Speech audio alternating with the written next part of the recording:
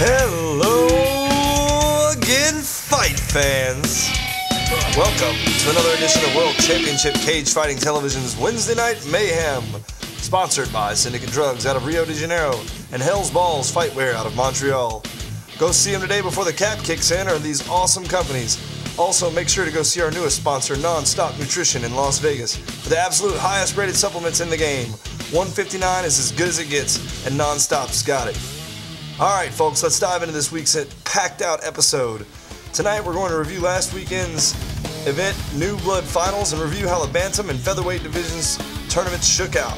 Then we'll take a look at next weekend's huge event, WCC VIII Champions Collide, including great interviews from our heavyweight champion Vladimir Drago, as well as #1 ranked LA heavyweight, UOC, and MGL champion Bud Diesel.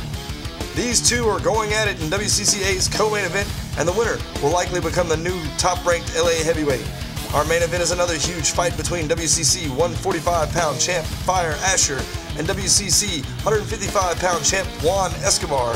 With those kind of fights, the fans at Hayashi's Lounge this weekend are in for a serious treat.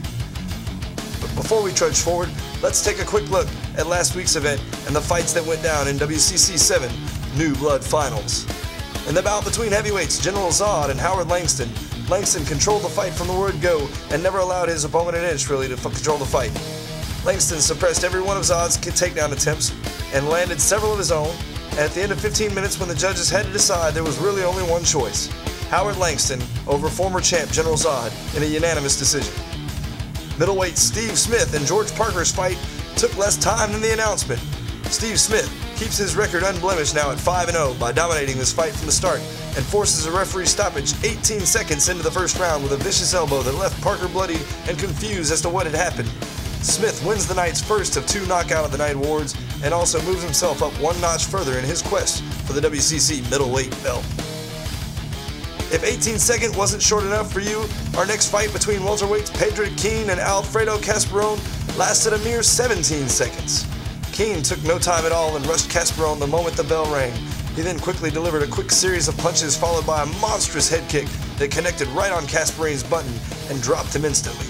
Keene initially went with the Casperone to the ground, then thought better of it, stood up, and when Casperone stood ready, he met just with a nasty uppercut from Keene that instantly brought the ref in to end the fight.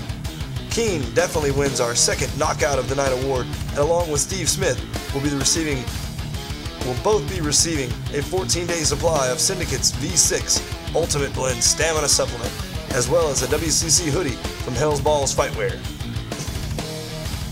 In our night's co-main event, we had the finals from our month-long New Blood tournaments in the 135-pound division. Butin Roshi versus Jack Napier Jr. Each of these fighters have overcome enormous obstacles to be in these finals, and each have bright futures in the WCC. But the huge sponsorship and supplement deal from Non-Stop Nutrition and the 5-figure contract / WCC title shot goes to Jack Napier Jr., who wins this fight in exciting fashion with a rear naked choke after being rocked early by the right hand of Roshi. In addition to each of these fighters' new contracts, they'll each receive goodies from Syndicate and Hell's Balls for winning the night's Fight of the Night award.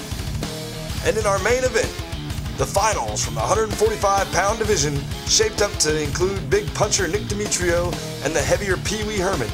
Demetrio was the more aggressive and more dominant fighter throughout much of this fight, but in the low-action third round, Herman proved to be the more conditioned fighter, and when given the opportunity, he advanced his position into full mount, found a loose arm, and made Demetrio tap. Great fight by both fighters, and each will receive great WCC contracts. But Herman's will have 5 figures and comes with a great package of supplements from the game's best sup company, Non-Stop Nutrition. So that was WCC VII. Not our org's greatest event ever, but no fans left unhappy, and the New Blood tournaments fulfilled their goal of boosting our lighter weight divisions, putting 2 of those fighters in the top of their weight classes in the city. The next division to be bolstered with a tournament like this will be the 170-pound welterweight division. So any managers out there looking to take advantage of this great way to move to the top, just create a 170-pound LA-based fighter and let me know. I'll get him into the tourney.